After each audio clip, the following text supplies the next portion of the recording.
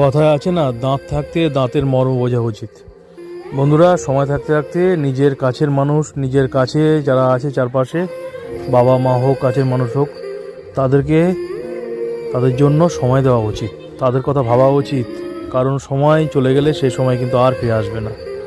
হয়তো কাজের জন্য, নিজের ব্যক্তিগত জীবনের জন্য, কাজের প্রেশারে, সাংসারিক চাপে হয়তো নিজের কাছের মানুষরা আছে যারা, তাদেরকে খবর নেওয়ার সময় হয় না, তাদের জন্য 1 মিনিট 1 সেকেন্ডও সময় পাওয়া যায় না।